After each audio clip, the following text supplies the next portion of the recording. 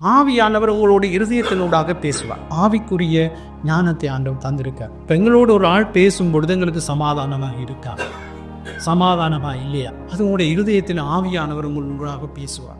எத்தனை பேர் நாங்கள் ஆவியானவருக்கு இடம் கொடுக்கிறோம்?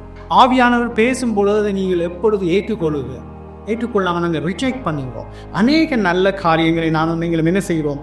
ஆண்டவர் சொல்லுகிற காரியங்களை நானும் நீங்களும் ரிஜெக்ட் பண்ணுறதுனாலே என்னுடைய வாழ்க்கையிலே சஞ்சலமும் பிரச்சனைகளும் வருகிறது. நீதிமொழிகள் 3ஆம் அதிகாரம் 13-17 ஞானத்தை கண்டடைகிற மனுஷனும் புத்தியை சம்பாதிக்கிற மனுஷனும் பாக்கியவா.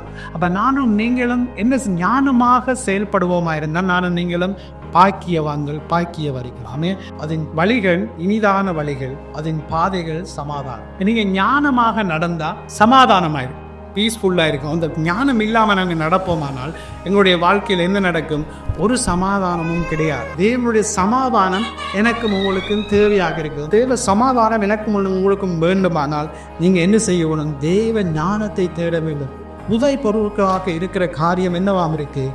தேவனுடைய வார்த்தைகள், தேவனுடைய சமாதானம் உங்களுக்கு வேணுமானால் நீங்கள் வேதத்தை நாங்கள் சரியாக படித்து அதன்படி வாழும் பொழுது எங்களுடைய வாழ்க்கையிலே தேவன் பெரிய காரியங்களை செய்வாரா.